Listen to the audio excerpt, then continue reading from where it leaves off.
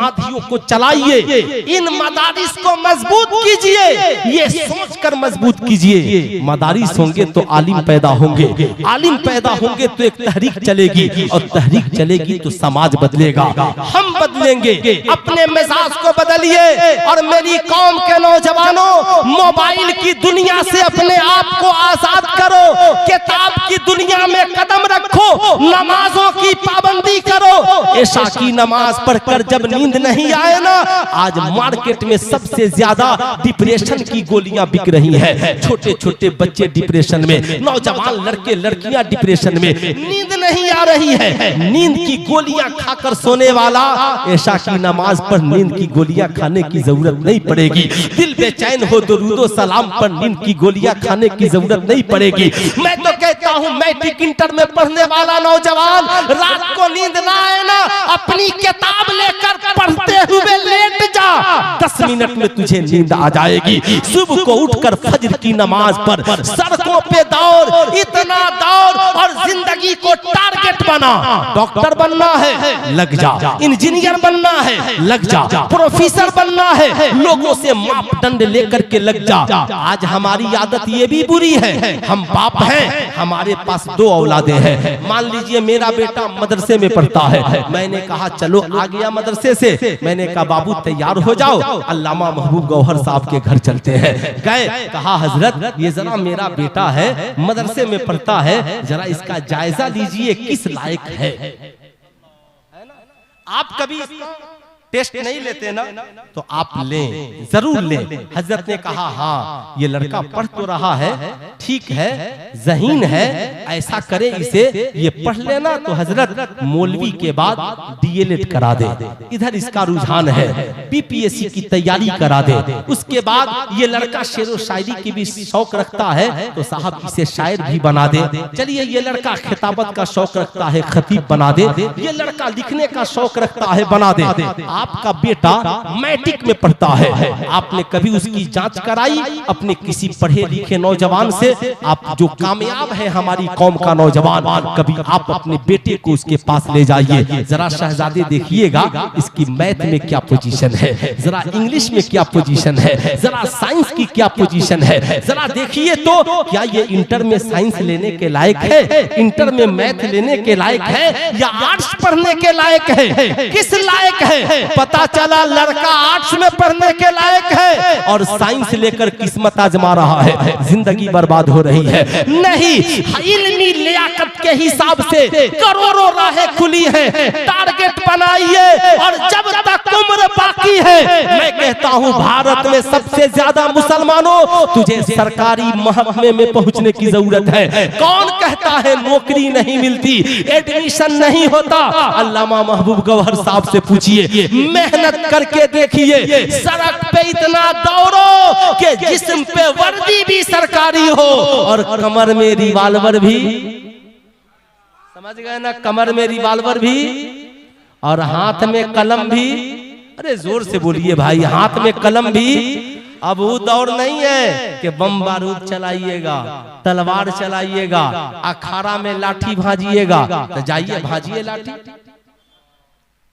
है ना?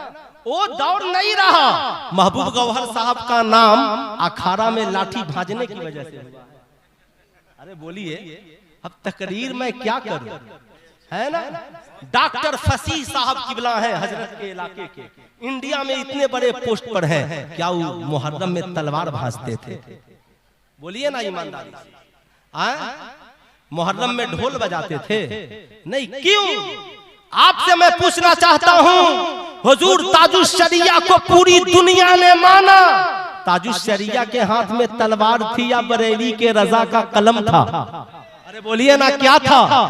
ऐ नौजवान बता, तेरे हाथ में क्या होना चाहिए? कलम। हाथ उठाकर बोले हाथ में क्या होना चाहिए? पूरा मजमा हाथ उठाकर बोले हाथ में क्या होना चाहिए? कलम। एक हाथ में कलम और एक हाथ में किताब। मगर हाल क्या है, कितने नौजवान हाथ उठाए, कलम क्या पहनेगा, इसके हाथ में तो सिखों का कड़ा है। कितना जमीर आपका गिर गया। सरकार की सुन्नत सजाने में शर्म आती है और कड़ा पहनने में कोई शर्म नहीं आती। शबे बरअत की रात आने वाली है। बस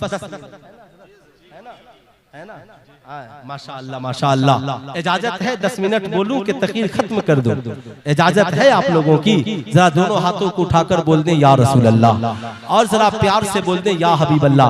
अच्छा एक बात बताइए, फैजान पाने के लिए हम लोग कहाँ कहाँ जाते हैं? जाते हैं ना भाई, अजमेर शरीफ, बरेली शरीफ, बगदाद शरीफ, कलियर शरीफ, देवा शरीफ, कालपी शरीफ, और मस्जिद में भी जाते हैं फैजान ही पाने के लिए। बुजुर्गों की बारगाह में जाइए, फैजान मिलता है। बेशक जाना चाहिए, फैजान मिलता है, मगर जाने का कोई जरिया नहीं हो तो क्या फैजान नहीं मिलेगा? बोलिए, मिलेगा कि नहीं मिलेगा? मिलेगा ना। हजरत अवैस करनी कर्न में है और सरकार मदीने में, मदीने में है। मुलाकात ना हो सकी, क्यों? इसलिए कि माँ की खिदमत करते रहे। किसकी खिदमत करते रहे?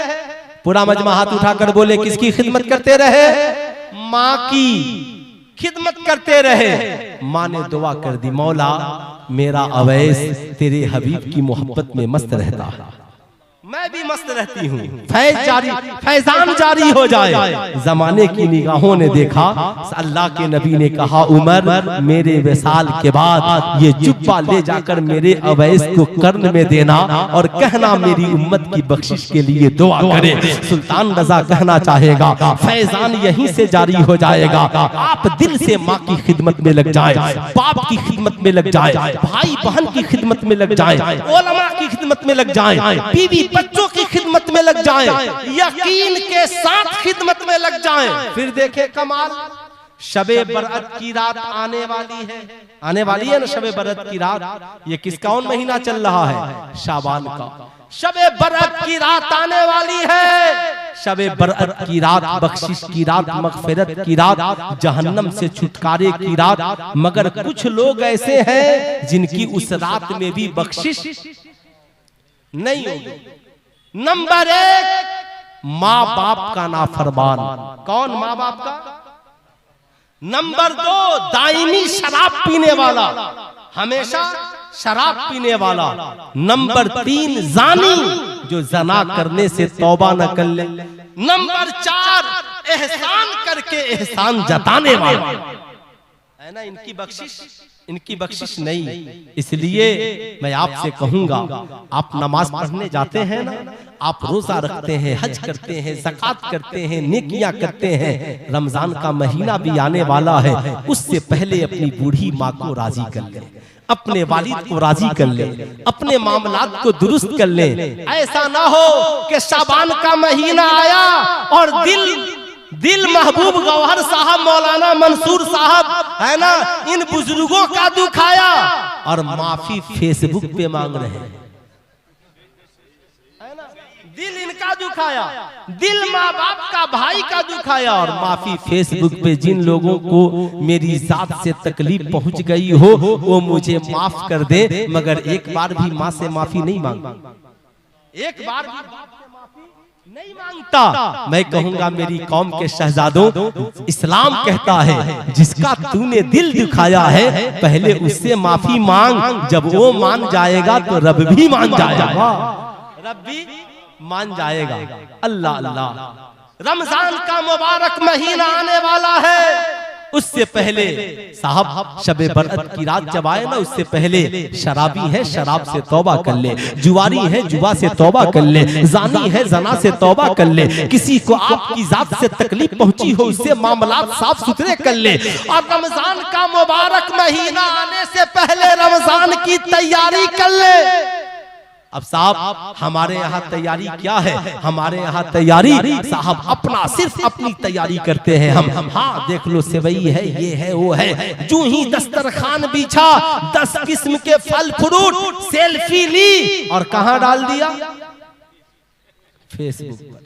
क्या बात है, सेल्फी ली और फेसबुक पर। इबादत में दिखावा जायज नहीं है, फेसबुक पे न डाल। अल्लाह ने दिया है ना तो चुपके से गरीबों के दस्तरखान पे डाल, चुपके से गरीबों के दस्तरखान पे डाल दे।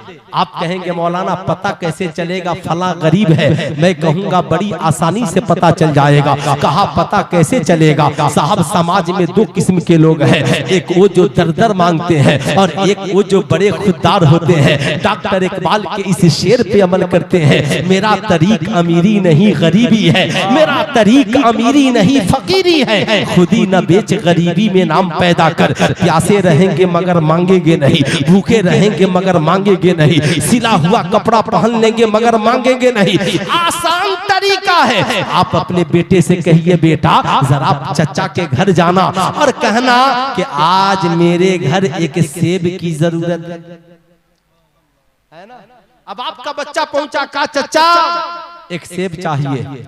साहब गरीब था ना, कहेगा शहजादे माफ करना आज मेरे घर सेब नहीं है। बेटा आ गया, क्या हुआ? कहा सेब नहीं है। नो टेंशन, सेब लाओ, पॉलिथीन में डालो, अनार लो, फल डालो, चुपके से भेजवा दो। गरीब का दिल भी नहीं दुखा, काम भी बन गया। आप चाहते हैं ना कि आपके रोजे मकबूल हो, साहब दिखाने की जरूरत नहीं है। साहब जब एक फाहिशा औरत जंगल से गुजर रही हो और कुत्ते को प्यास लगे पानी पिला दे तो खुदा उसकी खताओं को माफ कर सकता।